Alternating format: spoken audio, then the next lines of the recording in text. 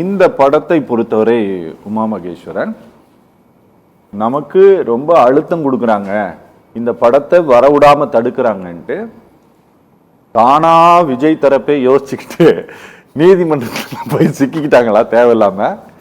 இல்ல இதுக்கு கிளியர் கட்டா இது ஃபர்ஸ்ட் சொல்லணும்னா, இப்போ இந்த இடத்துல வந்து அசியூம் இந்த மொத்த பிக்சர்லயும் விஜய் இல்லைன்னு வச்சுக்கோங்க. கரெக்ட். யாரோ ஒருத்தர் படம், யாரோ ஒருத்தர் படத்தை இந்த மாதிரி ஒரு அசர்பிக்கான டாபிக் இருக்குன்னு வச்சுக்குவோம், அதை வந்து எதிர்க்கிறாங்க மத்திய அரசு அல்லது இவங்க சொல்ற அந்த மோடி அரசு வந்து இவங்களை பயங்கரமா அமுக்க பாக்குது. இது எல்லாமே உண்மை சார், அது எல்லாமே உண்மை.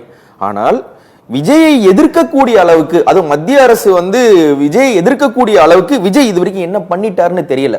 சரி, ஃபர்ஸ்ட் பாயிண்டே இதுதான். இவங்க சொல்றது எல்லாமே உண்மைதான்.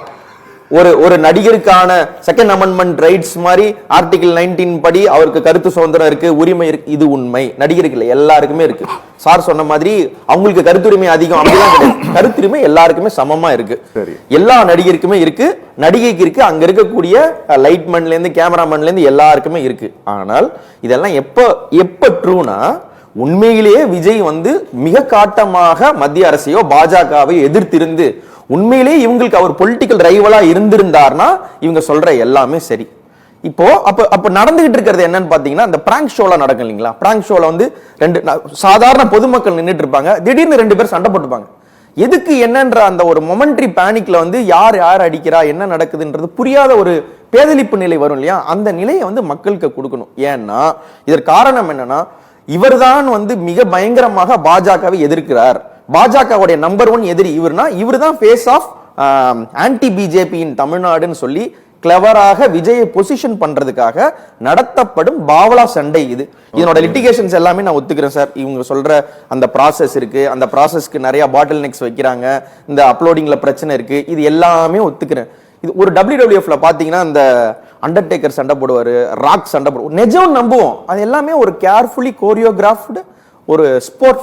அந்த மாதிரியான இது ஒரு கேர்ஃபுல்லி கோரியோகிராஃப். நீ என்ன அடிக்கிற மாதிரி அடி, நான் அழற மாதிரி அழறன்ற ஒரு நல்ல அண்டர்ஸ்டாண்டிங் உள்ள ஒரு கோரியோகிராஃப். அப்படி என்ன மிக காட்டமாக விஜய் பாஜகவை எதிர்த்திருக்கிறார். எங்க சொல்லியிருக்கிறார்? பாஜக என்ற வார்த்தையோ RSS என்ற வார்த்தையோ மோகன் பகவத் என்ற பெயரோ மோடி என்ற பெயரோ எங்க வந்திருக்கு?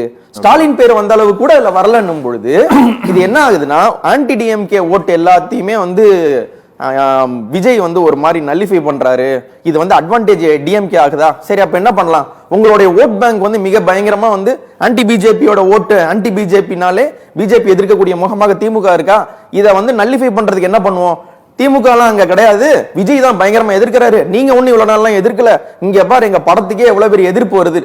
அதாவது விஸ்வரூபம் படத்துல கமலுக்கு ஒரு எதிர்ப்பு வந்த உடனே கமல் தான் ஜெயலலிதாவுக்கு அடுத்து சிஎம் ஆகணும் அப்படின்ற ஒரு திடீர்னு ஒரு கூக்குரல் வந்த மாதிரி விஜய்க்கு வர வேண்டும் என்று கேர்ஃபுல்லி கியூரேட் பண்ண ஒரு செட்டப் டிராமா தான் சார் இது.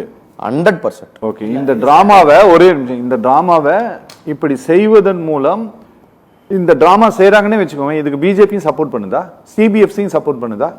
சார் இதுல வந்து அவங்க சப்போர்ட் பண்ணல அதெல்லாம் எதுவுமே இல்ல சார். ஓகே, இதுல நீங்க விஜய் அசியூமிங் சார், இப்ப விஜய் இந்த ஜனநாயகன் வந்து விஜய் படம் கிடையாது. ஜனநாயகன்ன்றது வந்து சிவகார்த்திகேயன் படம் வச்சுக்கோம். அவர் பராசக்தியில நடிக்கல, ஜனநாயகன் படத்துல வந்து சிவகார்த்திகேயன் நடிச்சிருக்காருன்னு வச்சிருப்போம். இதே கருத்துரிமை போராளிகள் விஜய்க்கு ஐயோ விஜய் பாவம் அடிக்கிறாங்களே துவைக்கிறாங்களேன்னு சொல்ற காங்கிரஸ்ல இருந்து வெளியே வந்து விஜய் கிட்ட எப்ப போலான்னு வெயிட் பண்ணிட்டு இருக்காங்களோ அல்லது வலதுசாரி ஆட்களோ இதை வந்து என்டோர்ஸ் பண்ணுவாங்களா? சிவகார்த்திகேயன் விட்டுருங்க, கருணாஸ் ஒரு சல்லியர்கள் படத்துல அவரும் தான் இருக்காரு, எங்களுக்கு சுரேஷ் காமாட்சி எங்களுக்கு எதுவுமே கிடைக்கல, எங்களுக்கு உரிமை இல்லையான்னு கேட்டுட்டு இருக்காரு. அப்பெல்லாம் இவங்க எங்க போனாங்க? வரலாம் இல்லையா? அந்த மாதிரி எங்க போனாங்க? டாம் 999 இஷ்யூ நடக்கும்போது இதே மாதிரி வந்தாங்களா? காங்கிரஸ் குதிச்சுட்டு ஓடி வந்தாங்களா? கேரளா ஃபைல்ஸ் வரும்போது காங்கிரஸ் குதிச்சுட்டு ஓடி வந்தாங்களா? காஷ்மீர் ஃபைல்ஸ் வரும்போது வந்தாங்களா?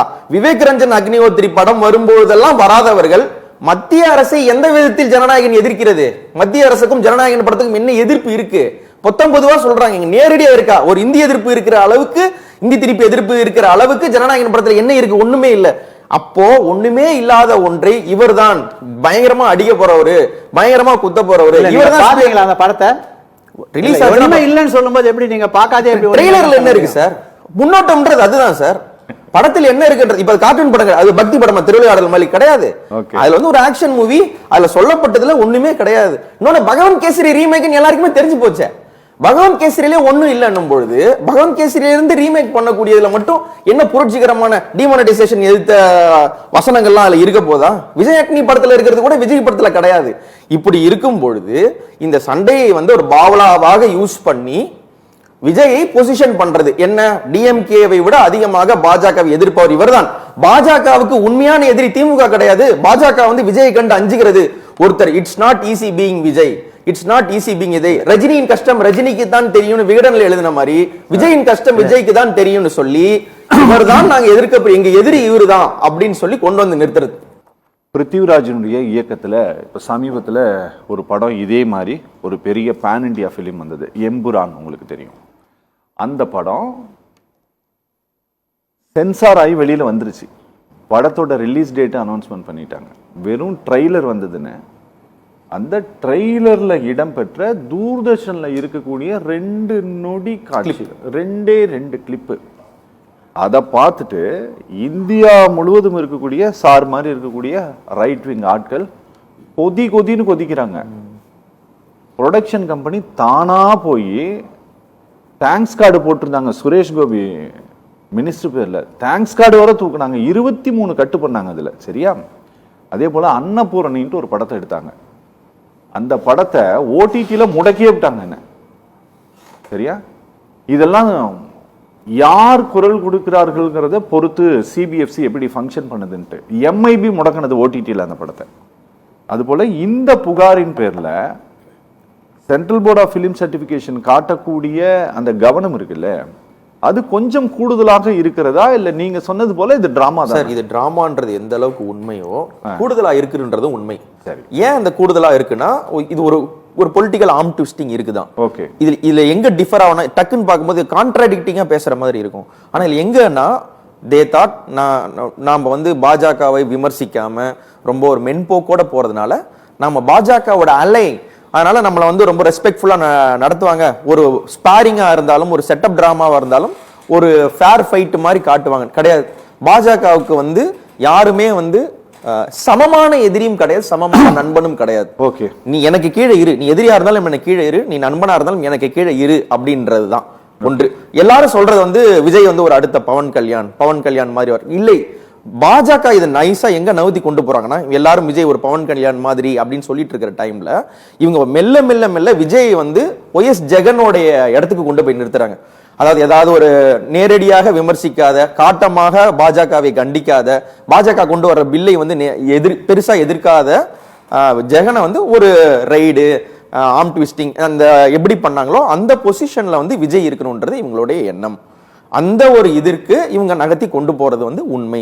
அந்த ட்விஸ்டிங் இருக்குதான். இது எதனுடைய, இது எப்படி வந்து இது இன்னும் ஜஸ்டிஃபை பண்ண முடியுது அப்படின்னு பாத்தீங்கன்னா, பிஜேபி வந்து எந்த அளவுக்கு அந்த ஒரு நெருக்கடி கொடுக்குறாங்களோ, எக்ஸிஸ்டிங் ஸ்டேட்டஸ் கோ பிரேக் பண்ணிட்டு காங்கிரஸும் வந்து ராகுல் காந்தி அத்ராஸ் போகும்பொழுது போலீஸால வந்து மேன் ஹேண்டில் பண்ணப்படுறாரு, ஐ வாஸ் புஷ்ட் டவுன் அப்படின்னு சொல்லும் பொழுது கூட பதறாத தமிழக காங்கிரஸ் என்ன பண்றாங்கன்னா இதற்கு எதிர்றாங்க. அப்ப என்னன்னா, ஓஹோ, ஒரு திமுக அதிமுகவுக்கு மாற்றா ஒரு ஆள் இருக்காப்ல, அந்த பீஸ வந்து பிஜேபி வந்து கவர்ந்து எடுத்துட்டு போறாங்க.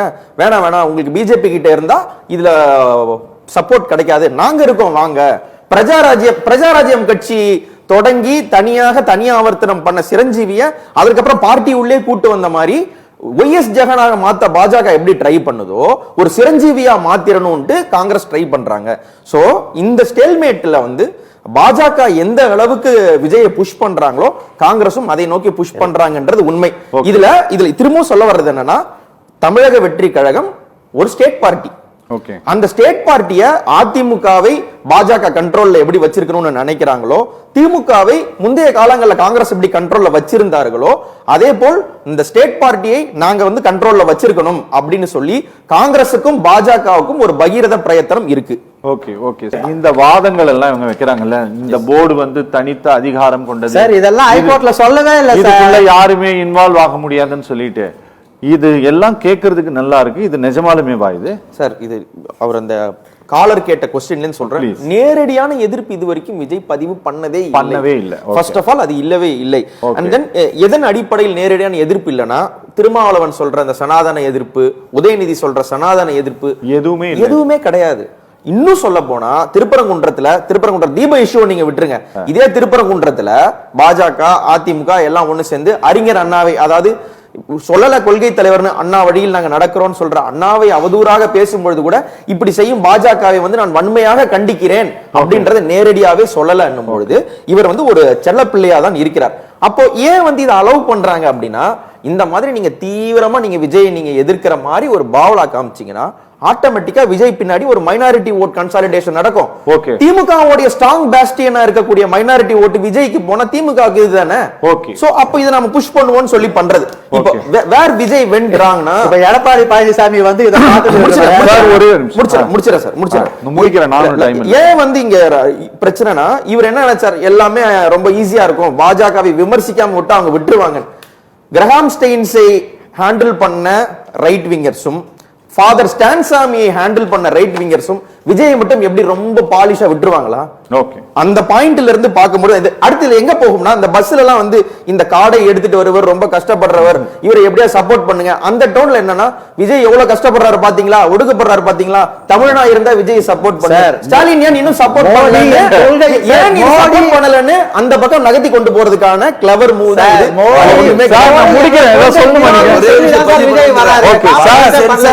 வெளியில வரப்பதான் திமுகவுடைய ஆட்டம் ஸ்டார்ட் ஆகும் நினைக்கிறீங்க? சென்சார் வெளியில வந்தா திமுகவுடைய ஆட்டம் ஸ்டார்ட் ஆகும் பாருங்க. ரொம்ப